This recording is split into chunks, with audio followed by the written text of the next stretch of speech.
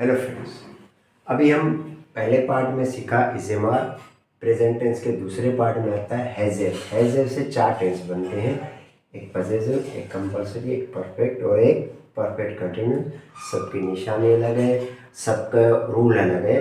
आप थोड़ा डिटेल में थोड़ा कंसंट्रेशन करके समझोगे तो ये टेंस बहुत इजी हो जाएगा। पजेसिव, ये चारों के, हाँ एक चीज़ का ध्यान रखना है, इसमें 2 पॉइंट है, एक हैज़ है और एक हैव है। तो सब्जेक्ट ही शी इट नेम सिंगुलर हो तो उसके साथ हैज़ आएगा। Subject I we you they plural हो तो उसके साथ हैव आएगा। जैसे कि हिंदी में है, हूँ है और हो है, तो ये सब्जेक्ट के हिसाब से बनता है, बराबर ना। मेरे पास कार है, आप सुबह से मेहनत कर रहे हो, खेल रहे हो, टीवी देख रहे हो, शोर मचा रहे हो, बराबर ना। ये मैं 30 साल से इंग्लिश सिखा रहा हूँ। तो कोई भाषा ना सब्जेक्ट के अकॉर्डिंग बनती है, तो उसका ध्यान रखना, इसके साथ हैज डालना, इसके साथ हैव रखना। चलो पजेसिव। अब पजेसिव को हम कैसे पकड़ेंगे, इसमें को पास चेज होगी, जे को पास जे प्लस चीज होगी। चीज सजीव भी हो सकती है, निर्जीव भी हो सकती है, विजिबल भी हो सकती है, इनविजिबल भी हो सकती है, आर्टिफिशियल भी हो सकती है और नेचुरल भी हो सकती है, बरोबर। चलो, उसको कार है तो ये गलत है, ही हैव अ कार, क्योंकि ही के साथ क्या आएगा, हैज आएगा, तो राइट है, ही हैज अ कार। मेरे पास कार है तो आई हैव अ कार। उसको बुखार है तो ही या शी हैज फीवर। ओके।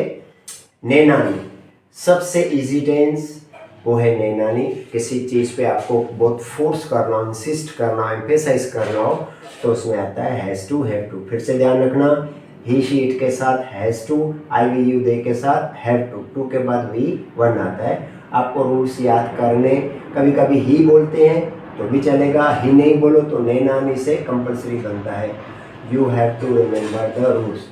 ये टेंस का थोड़ा ध्यान देना है, इसमें क्रिया पूरी होती है, असर चालू होता है। मैंने खाना खाया, फिर पूरा हो गया, अमुक टाइम के बाद फिर भूख लगी। मैंने खाना खाया है मतलब उसका असर चालू है। इसमें आप देखना, ए आ ई प्लस है, इसकी दूसरी निशानी है चुका, चुकी, चुके, ऊपर है हूँ, आ गया। सब्जेक्ट हैज ए V3 है, मतलब वर्ब का थर्ड फॉर्म। पूरे अंग्रेजी में वर्ब के थर्ड फॉर्म के 2 ही उपयोग होते हैं, एक पैसिव वॉइस और परफेक्ट टेंस। अब इसमें से ध्यान से देखना, मैंने 2 लाख रुपए बचाए हैं, आई हैव सेव्ड ₹2 लाख। उसने अपने बुक्स बैग में रखे हैं, अभी उसने मतलब ही या शी, लेकिन देखो उसके साथ क्या आ रहा है, has kept his books in the bag. Perfect continuous समय के साथ से रहा रही रहे, रहा रही रहे एक प्रेजेंट कंटिन्यूस में भी आता है। इसमें और इसमें क्या फर्क है, इसमें समय होता है और उसके साथ से आता है, मतलब कहाँ से क्रिया चालू हुई उस पॉइंट को दर्शाते हैं, तो परफेक्ट कंटिन्यूस बनता है, बरोबर ना। मैं ये काम कर रहा हूँ, I am doing this work, ये काम मैं 10 साल से कर रहा हूँ, I have been doing this work for 10 years. अगर इसमें पॉइंट का मतलब फिगर है तो 2010, 2005, 2000, 1987 वगैरह कुछ भी है तो उसमें सिंस आएगा, मॉर्निंग में भी सिंस आएगा, बाकी में फॉर आता है। तो उसमें आएगा subject has been, have been, V plus I N G. वह सुबह से रो रहा है तो he has been crying since morning. Okay. अब आते हैं simple present tense. Simple present tense में इज एम आर नहीं आता है, इसमें वी वन आता है, वी प्लस एस आता है। अंग्रेजी में सबसे इंपॉर्टेंट पॉइंट होती है ही शी इट नेम सिंगुलर के साथ सब्जेक्ट वर्ब में क्या आता है, एस आता है। अभी इसमें आई वी यू दे के साथ वी वन, मैं कॉफ़ी पीता हूँ, आई ड्रिंक कॉफ़ी, लेकिन वह कॉफ़ी पीती है या चाय पीती है तो शी ड्रिंक्स।